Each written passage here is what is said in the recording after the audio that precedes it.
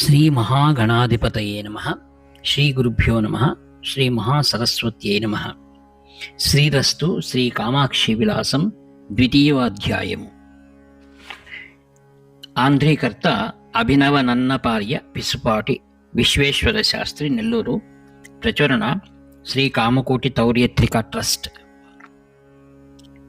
వపా పరిమళోల్లాస వాసితాధర పల్లవం ముఖం వరదరాజస్య ముగ్ధస్మితముపాస్మహే. వపా పరిమళమును వెదజల్లడి చిగురుటాకుల వంటి పెదవులతోనున్నదీను సుందర మందస్మిత మనోహరంబును అగు శ్రీ వరదరాజస్వామి వదనమును ఉపాసించి స్తుతించి నమస్కరించిన శ్రీ మార్కండేయ మహర్షి సురత భూపాలునితో ఈ విధముగా అనుచున్నాడు. కంచి వరదరాజ క్షేత్ర నిరూపణము. ఓ సురత మహారాజా, కాంచీనగరములోని క్షేత్రాంగీ దుర్గకు ఆగ్నేయ దిక్కున 25వ అంశకమున పౌరందరేశ్వరుడు గలడు. ఆయనకు దక్షిణ దిక్కున 25వ అంశకమున, పడమర దిక్కున 32వ అంశకమున సింహాలయము గలదు. ఆ సింహాలయమునకు ఉత్తర దిక్కున 32వ అంశకమున పాంచాలి దుర్గ కలదు. ఆమెకు పడమర దిక్కున 32వ అంశకమున పూర్వోక్త క్షేత్రాంగీ దుర్గ కలదు. ఈ 4 దిక్కుల మధ్య ప్రదేశము వరదరాజరూపుడకు శ్రీహరికి నివాస స్థానము కనుక కాంచీ క్షేత్రమందలి ఆగ్నేయ దిక్కునందలి భూమిని హరిక్షేత్రమని అందురు. ఇట్టి హరిక్షేత్రమును ఎవరు దానము చేయుదురో వారు 1,000,000 గుణిత దాన ఫలమును పొంది శ్రీ విష్ణులోకమును పొందెదరు. ఇటువంటి 1,000,000 గుణిత దాన ఫలము ఇచ్చడి హరిక్షేత్రమునకు పుణ్యకోటి అని ప్రఖ్యాతి గలదు. పుణ్యకోటి క్షేత్రమందలి విఘ్నేశ, స్కంద, దుర్గాదుల స్థాన నిరూపణము. ఆ కాంచీనగరమున క్షేత్రాంగ దుర్గకు ఆగ్నేయ దిక్కున 32వ అంశకమున సర్వకామప్రదుడకు దక్షిణావర్త విఘ్నేశ్వరుడు కలడు. మొట్టమొదటిగా బ్రహ్మ తాను చేసడి వాజపేయ యాగమునకు ఏ విఘ్నములు రాకుండాకై ఈ విఘ్నేశ్వరుని అర్చించెను. ఈ విఘ్నేశ్వరునకు తూర్పు దిక్కున 1 అంశకము దూరమున కార్తికేయుడు కలడు. బ్రహ్మ తాను చేసిన అశ్వమేధ యాగమును సాధించుటకు ఈ కార్తికేయుని ఆరాధించెను. ఆ కార్తికేయునకు దక్షిణ దిక్కున 2వ అంశక దూరమున పాంచాలికా దుర్గ కలదు. ఈ మహాదేవి బ్రహ్మ చేసిన వాజపేయ యాగమునకు ప్రీతి పొంది సువాసినిగా అర్పింపబడుచు అచ్చటనే నివసించెను. ఆ పాంచాలికా దుర్గకు వాయువ్య దిక్కున 15వ అంశక దూరమున క్షేత్రాంగీ దుర్గ కలదు. ఈమె బ్రహ్మ చేసిన అశ్వమేధ యాగ సంబంధమైన యాగాశ్వమును అపహరించి హయాసుని సంహరించి అశ్వమును బ్రహ్మకిచ్చెను. ఆ క్షేత్రాంగీ దుర్గకు దక్షిణ దిక్కున 10వ అంశక దూరమున కంబుధారిణీ దుర్గ ఉండెను. ఈ మహాదేవి విష్ణువును ఆరాధించి ఈయన వలన శంఖమును పొందెను. ఈ కంబుకాధారిణికి ఆగ్నేయ దిక్కున 48వ అంశక దూరమున ఆ గ్రామం రక్షించు బాణాంబిక నివసించుచుండెను. ఆ బాణాంబికకు దక్షిణ దిక్కున 4వ అంశక దూరమున కోటీశ్వరుడు అని శివుడు కలడు. స్వయంభూ అయిన ఈ శివుని బ్రహ్మ ఆరాధించెను. ఈ పుణ్యకోటీశ్వరునకు వాయువ్య దిక్కున మణికంఠేశ్వరుడు కలడు. ఈయన బ్రహ్మ చేసిన అశ్వమేధ యాగమునకు ఔద్గాత్రత్వము నెరపెను. ఆ మణికంఠేశ్వరునకు ఈశాన్య దిక్కున 10వ దూరమున సత్యనాథేశ్వరుడు అని శివుడు కలడు. ఇంద్రుడు ఈ శివుని ఆరాధించి 1000 కన్నులను పొందెను. సత్యనాథేశ్వరునకు ఉత్తర దిక్కున 12వ అంశకమున దిగంబరుడై దూలము వలె పరుండి ఉన్న విష్ణువు కలడు. ఈయన పూర్వము సరస్వతీదేవి గర్వము నశింపచేసెను. ఆ దిగంబర హరికి ఆగ్నేయ భాగమున 5వ అంశకమున గుహాసింహుడు అను విష్ణువు కలడు. ఈ హరి మహేంద్రుని హృదయముందు నిలిచి అతనిచే పూజింపబడుచుండెను. గుహాసింహునకు నైరుతి దిక్కున 5వ అంశకమున అష్టభుజుడు అని విష్ణువు కలడు. ఈతడు మాయాకాళి నేలపై పడవేసి ఆమె తలపై కూర్చుండును. అష్టభుజునకు వాయువ్య దిక్కున 5వ అంశకమున విద్యాకుండు అను విష్ణువు కలడు. ఈతడు సరస్వతిచే అర్చింపబడెను.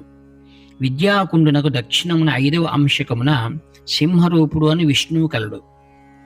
ఈ సింహరూపుడు తొల్లి కాపాలికుడు ప్రయోగించిన అస్త్రములను మింగి జీర్ణించుకుని అతన్ని సంహరించినాడు. ఈ శ్రీహరికి ఉత్తర దిక్కున 7వ అంశకమున దీపాధార జనార్దనుడు కలడు. ఇతడు పూర్వము మాయావహ్నిని సంహరించి దాన్ని దీపం వలె చేతిని ధరించెను. ఆ దీపాధార జనార్దనుడు ఈశాన్య దిక్కున 21వ అంశకమున వైకుంఠ నిలయుడగా హరి కలడు. ఈ హరి మొదట తుండీర మహారాజుకు వైకుంఠమును చూపెను. ఈ వైకుంఠ హరికి ఈశాన్య దిక్కున 5వ అంశకమున పగడపు రంగుగల జనార్దనుడు కలడు. మొదట దైత్యుని ఉదరమున చీల్చి ఆ రక్తమును త్రాగుటయే ఆ హరికి ఆ రంగు వచ్చినది. ఈ హరికి ఆగ్నేయ దిక్కున 46వ అంశకమున చతుర్భుజ హరి కలడు. ఈ హరిని భూదేవి పువ్వులతో పూజించి భర్తగా పొందెను. ఆ చతుర్భుజ హరికి తూర్పు దిక్కున 1 అంశకమున సువర్ణ రజత దేహములు అనగా బంగారు వెండి శరీరములు గల 2 బల్లులు గలవు. ఈ 2 బల్లులు ప్రప్రథమమున శాపగ్రస్తులై బల్లుల రూపమును దాల్చి ఇంద్రునిచే స్థాపింపబడిన బ్రాహ్మణులు.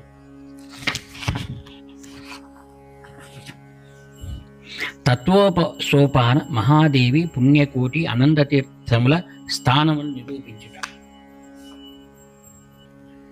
ఆ బల్లులకు దక్షిణ దిక్కున 1 అంశకమున 24 సోపానములు గలవు.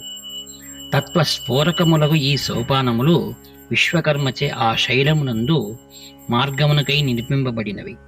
ఆ తత్వ సోపానములకు పడమర దిక్కున 1 అంశకమున లక్ష్మీదేవి శ్రీహరిని వివాహమాడి అతని అర్ధాసనమును అలంకరించెను. ఆ ఇందిరాదేవికి ఈశాన్య దిక్కున పుణ్యకోటి సంగనకమగు విమానము కలదు. ఆ విమానము శ్రీ మహావిష్ణువు నివసించుటకై మహేంద్రునిచే ప్రతిష్ఠింపబడినది. ఆ విమానమునకు వాయువ్య దిక్కున 2వ అంశకమున అనంతనామక మహాసరస్సు కలదు.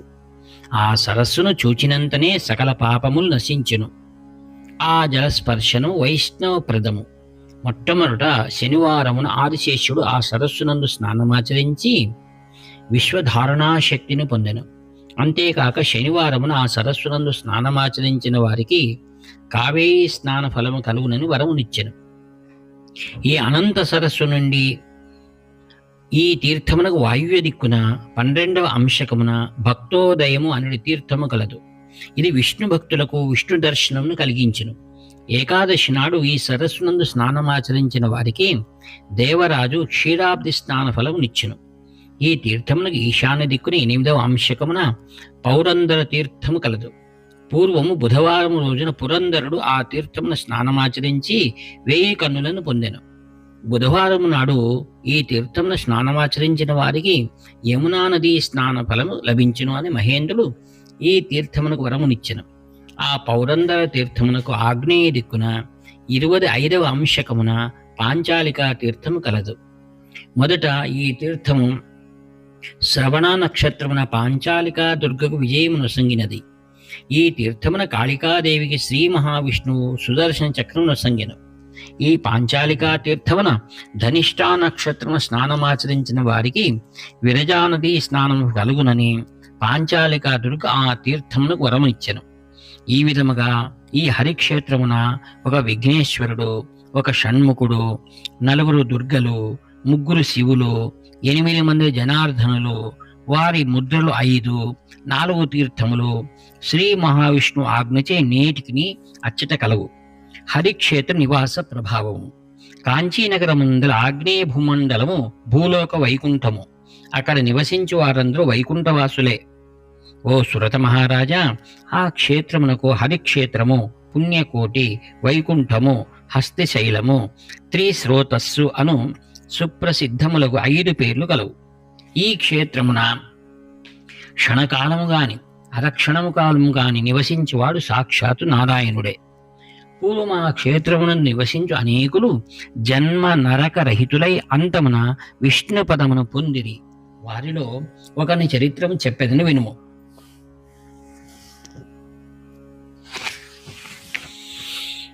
గర్గ్యను బ్రాహ్మణుని చరిత్రము. పూర్వము సింధు నదీ తీరమందలి బాణకొండ నగరమునందు ఋగ్వేద అధ్యయనాపరుడు వశిష్ఠ గోత్రుడు అగు గర్గి అను పేరు గల ఒక బ్రాహ్మణుడు కలడు. అతడు అనేకములైన పాప పనులు చేయుచుండడి వాడు. సంధ్యావందన, అగ్నిహోత్ర, పితృదేవ కార్యములను చేయడం పూర్తిగా మానివేశను. ఇతరుల ధనమును సంగ్రహించుటలో నేర్పరి. ఇతరుల భార్యలందు ఆసక్తి కలవాడు. ఇతరుల ఆహారం తిండ ఎందు అభిరుచి కలవాడు. చెడు పనులను చేయుచుండేవాడు.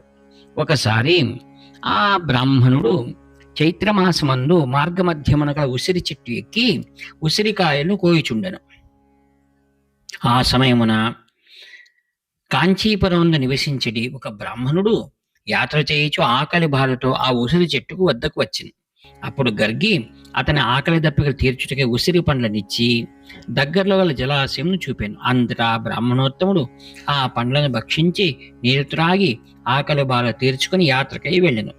తరువాత గర్గి మోయగలిగినన్ని ఉసిరి పండ్లను మూటగట్టుకుని తలపై పెట్టుకుని ఇంటికి వెళ్ళెను. ఈ విధముగా కొంతకాలం గడువుగా గర్గి సుఖవ్యాధులు వచ్చి మరణించెను.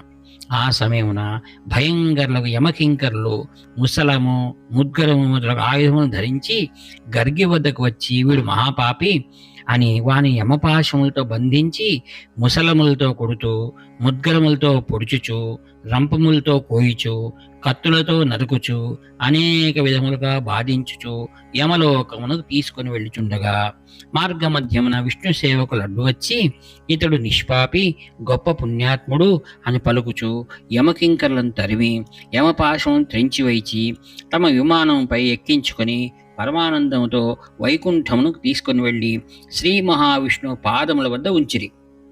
అనంతరం యమధర్మరాజు తన భటుల వలన జరిగినదంతయు విని మిక్కిల కోపోద్రిక్తుడై వైకుంఠమునకు వెళ్ళి విష్ణుపాద సన్నిధి వద్దన్న అతన్ని చూచి ఈ విధముగా అనెను: ఓ లక్ష్మీపతి, నీ పాదముల వద్ద ఉన్న ఇతడు మహాపాపి, సురాపానము చేయువాడు, పరస్త్రీలైందు ఆసక్తి కలవాడు, మంచి పనులు చేయక చెడు పనులు చేయటందు ఇష్టము కలవాడు. కనుక ఇతడు నరకలోకమునకు ఉండవలసిన వాడు కానీ వైకుంఠమును ఉండవలసిన వాడు కాడు. కనుక నాతో పంపు అని విన్నవించగా శ్రీ మహావిష్ణువు ఈ విధముగా అనెను: ఓ ధర్మరాజా, నీకు రహస్యం చెప్పెదను వినుము. భూలోకమున హరిక్షేత్రం నివసించు వారెల్లరూ నా స్వరూపులే.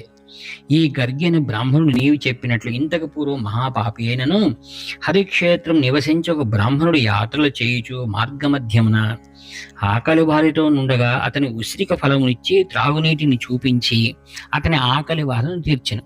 ఇతడిచ్చిన ఈ ఉసిరి పండు నా ఆకలి దప్పికలను తీర్చినదిగా ఉన్నది. ఆ పుణ్య ప్రభావము ఇతడు మంచివాడుగా అయ్యను. కావున నిప్పును చెదలు అంటని ఎట్లు వీన్ని ఏ పాపము అంటదు.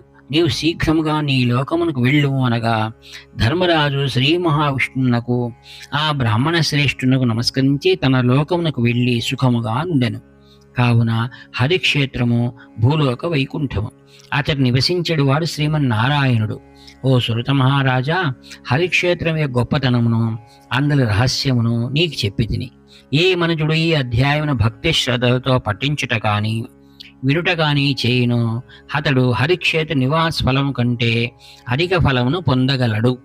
ఇది అభినవ పన్నన్నపార్య బిరుదభాసుర విశ్వేశ్వర విద్యత్ కవివర ప్రణీతమును శ్రీ మార్కండేయ పురాణాంతర్గత శ్రీ విద్యాఖండస్తంభను శ్రీ కామాక్షి విలాసమున హరిక్షేత్ర మహాత్మ్య కథనము అను ద్వితీయ అధ్యాయం సంపూర్ణము. వ్యాఖ్యాత మీ ప్రియమిత్రు నివర్తి నాగభూషణ శర్మ. 7483229249. హర హర శంకర. జై జై.